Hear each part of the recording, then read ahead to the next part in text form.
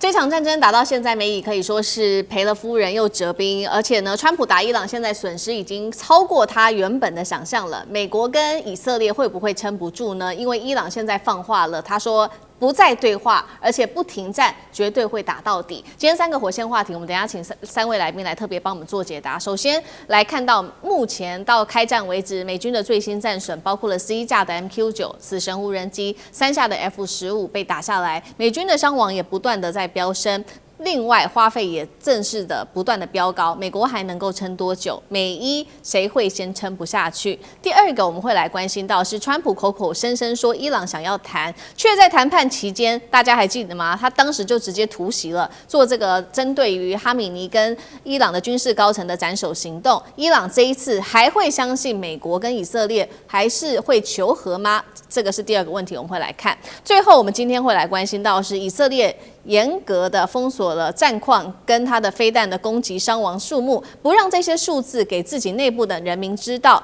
外長也說了，他說不會再打了無休止的這場戰爭。以色列到底還能夠撐多久？為什麼要封鎖這一些資訊呢？今天就這些議題，我們會一起來做關心。好，來看到目前美軍的戰損，除了刚剛我們特別提到的這一系列的武器之外，美軍它已經發射了超過2000枚的飛彈。現在來看到花費的部分，56億美元換算新台幣是1780億新台幣的一個高額的金額。那麼因為這個高額的戰損，迫使川普最新也在擬定了，接下來還會追加達到了數百億美元的這個軍事上面的預算。再來看到美軍的傷亡人數，現在目前為止是有7名美軍傷亡。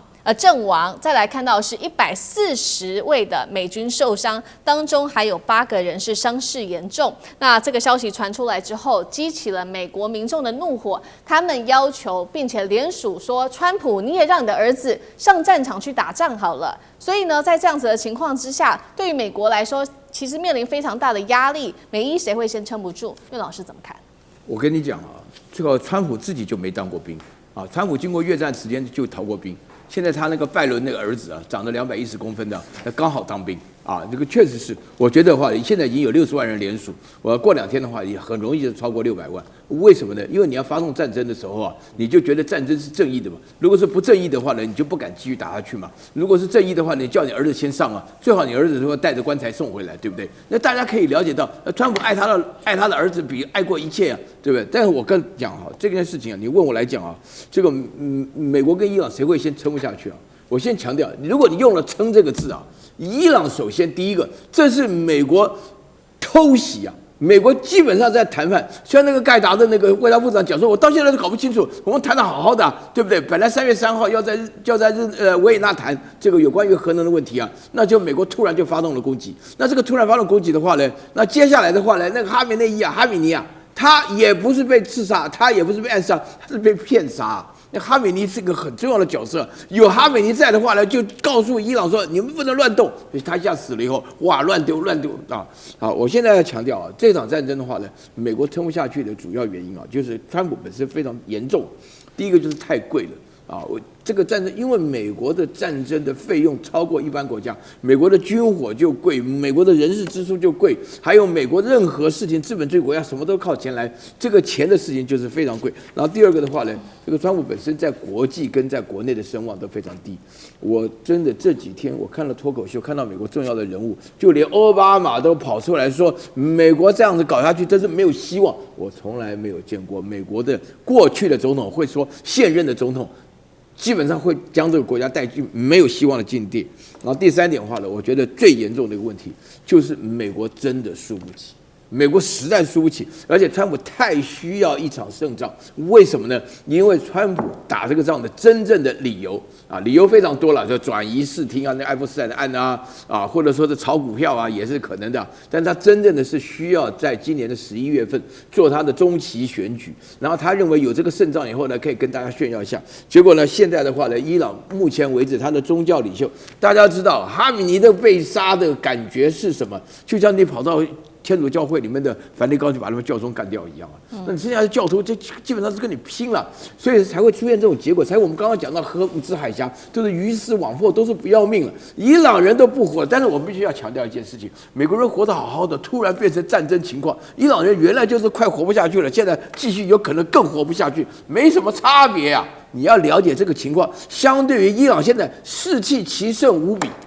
光是這個哈米尼的兒子能夠當選這個最高的宗教領袖啊，這個阿亞托拉的這個大阿亞托拉，他沒有這個身份，卻能夠接這個宗教領袖的位置，也足以證明說，現在伊朗非常需要一個強而有力的人，那對抗一個塔口的川普，也從頭到尾。你看，你剛剛這邊講到說，哎呀，他講說伊朗有人要跟我們談，任何想要跟川普談的人，馬上就會在伊朗被批評，搞不好被暗殺。你這種情況怎麼談呢？對不對？他們氣得不得了。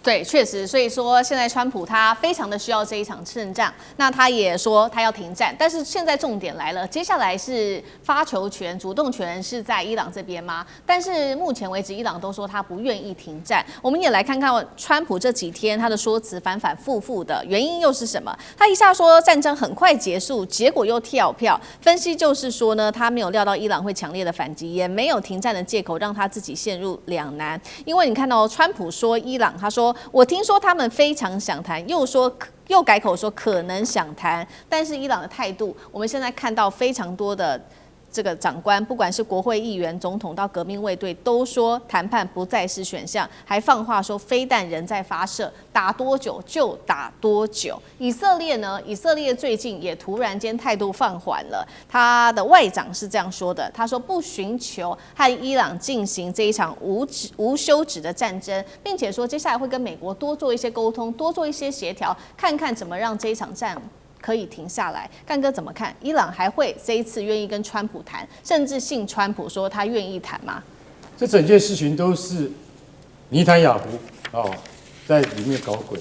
我今天坦白講一句，川普會下這麼大的決心，跟他自己本身的利益有關係，就是猶太人在美國的影響力。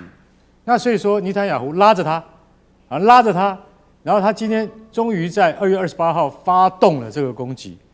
我今天講一句實在話，是出人意表。為什麼？我們正在不是內瓦維也納，我們正在維也納要談的不是嗎？結果你來斬首了我們的最高統治者哈米尼，那是什麼意思？其實大家都嚇一跳，大家都不認為那一天會發生這個事情，就大家都在那等於是台灣的放假的時候，出了這麼大一條新聞，跌破所有人的眼鏡。美國人也是準備放假的時候啊，所以大家就曉得說這個裡面有蹊蹺。我今天必須要講。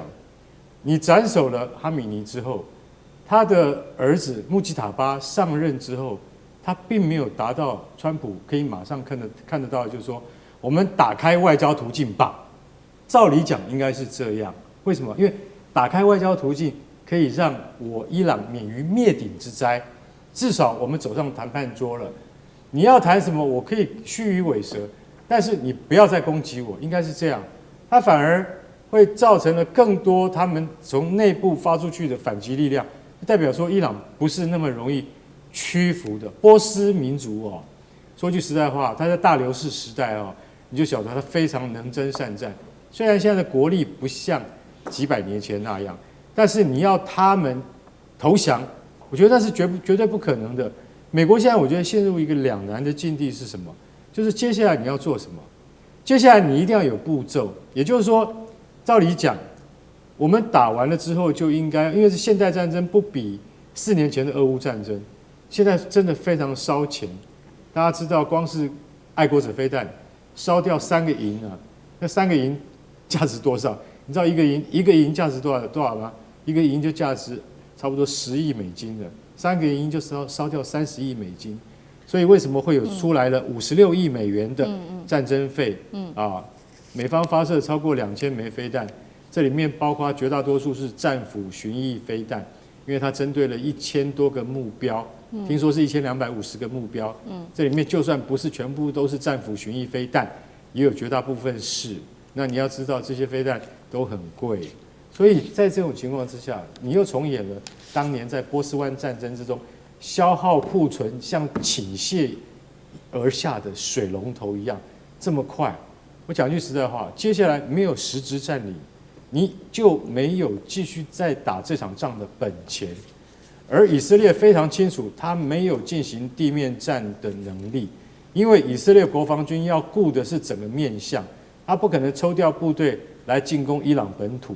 進攻伊朗本土，你要先經過伊拉克，伊拉克答不答應還是一個問題。然後你經過伊拉克之後，你進到伊朗本土的時候，你會遇到革命衛隊的精銳。在這個情況底下，如果以色列不出兵，也沒有辦法出兵，光靠美國一個人出兵來要從這個地面上進行突破的話，其實是很難的。我覺得他當初這場戰爭的正當性就不夠，所以現在你要再叫歐盟來出兵來幫忙緩解美軍的壓力的話，那是不太可能的。所以美軍打到一個階段的話，就應該就是什麼知難而退，你先退回來，尋求國際談判。我覺得這對川普的臉上的面子會比較掛得住。好，這場戰爭對於美國來說其實是太燒成本、太花錢，而且出動的是人力哦。現在想停不下來嗎？那以色列呢？以色列是不是也想要停戰了呢？我們看到他從開戰開始就針對國內開始封鎖各種的消息，這當中包括他們自己的戰損或者是傷亡人數等等。原因是什麼？聶老師怎麼看？再來就是說，他們的外長說不打算跟伊朗進行這種無休止的戰爭，原因又是什麼？他為什麼要這樣說 ？OK 。非常清楚，只要戰爭一爆發，兩邊傷亡都一定出現的。但是我們現在看到的媒體，可能都是西方媒體，也就是美國主導的媒體為主。尤其這個川普這麼自豪的川普，他的話語呢是非常之自豪，他所報的東西都是對方死多少人，被我打掉多少人，首領被我炸了，這個多少都被我打，他永遠是這種話語，好像自己都沒有受過任何傷。可是我們都很清楚，美國自己不管在戰力上的消耗，不管人員的死傷都已經發生了，但是他還是不能認輸，你知道嗎？他就是不認。我覺得這是一個很大的問題，大家必須要了解一下伊朗是什麼樣的國家，大家還是要清楚。從這個居魯士大帝在這個西元前500到300年之前建立到跨歐亞非這個的帝國之後，其實這個國家是有很強烈的民族性的，而且我們要知道，自古至今會戰爭就是一個政治的对立，以及一個宗教的完全的不符，就會產生宗教和政治的戰爭，而宗教戰爭是一個非常激烈的，會產生非常激烈的形式。這位很自信的伊朗人呢，自從波斯帝國到現在哈，其實這個國家第一，你先去了解它國土大，以色列國土小，那差異這麼大，當然在武器的這個精良上，它各有優缺。有一個伊朗以攻為主，以色列可能以防為主，但你要知道，以色列伊朗夠大，它的軍事實力並不差。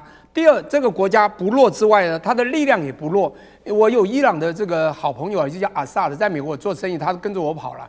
其實他從1979年開始，這個伊朗跟美國開始有點不好之後啊，他跟我住在美國人家，他常來的時候呢，他被美國人用不喜歡的眼光告訴我不要跟他交往的時候，其實他心裡是蠻難過的。他們並沒有那麼仇恨美國，可是美國就是因為他們覺得，比如現在川普要伊朗做的事情，伊朗不聽話。其實，在談判桌上，他一定感覺到不聽話，他就想打。所以，川普太自信、太自以為是，他忽略掉伊朗也是一個國土不小、國力不差的一個國家。還有更重要，我還是要強調，我跟你講，你剛剛說，他為什麼講說啊，我們可能不打算跟伊朗的無止休這個戰爭，是因為如果你一開始覺得你一定打贏，像川普覺得他100%打贏，還1天4天就打贏，他最後發現這個消耗戰他一定會打很久，而且。你要打贏是不是第一次接觸的表面戰，而是後面的後勤，以及你要預估未來你的後勤所有的資源，還有未來你要去評估、去分析啊，去這個 analyze 你未來到底會贏多少。當你分析到你未來輸的幾率比較大的時候，你會不會怕？因此，我覺得以色列他一定感覺他國土也小，他的所有的這個我講軍事的一些武器啊，一些的量數也比較弱。當然，他要靠美國，美國自己都發現。他現在美國其實已經敵對了，在形象上敵對了太多的國家。他將來還有很多他要準備要為未來要預備的東西，但是他今天被打到消耗戰到這樣的情況之後，他一定會怕。因此，不止以色列撐不住，我覺得美國現在也擔心。還是一句話，這個非常自豪的這個川普，你會發覺他講了太多的話了。他這次說啊，你看我打的，你看他打得很慘，他重建需要10年。哦，那開始呢又講說，你看我已經斬首，所有首領都被怎麼樣了，一直報對方的傷亡。那還是一句話，我覺得伊朗現在有點瘋狂感激，最重要的原因就是他們的我剛剛講的神權主義、神權精神是存在的。這神權主義加上他的民族主義，也就是不落的這個國力的民族主義，他們的反擊之後會造成對方害怕。就像台灣一個廟宇裡面，假如養了非常多類似八家將這樣的一些兄弟，可是有一個有錢人很霸主很厲害的人，就說你再幹嘛我就把你怎麼樣。結果後來呢，他說你們都不聽話，我就把你的這個廟主啊，我就把他砍了。結果那八將火大，你知道嗎？全部出來要反攻了。我覺得現在伊朗有這樣的一個精神，他們的神權主義是非常強的。因此呢，現在川普說：“哎呀，好了，差不多了，應該停了。”就伊朗說：“对不起，对不起啊，我不想停。”這個故事就好玩了，是吧？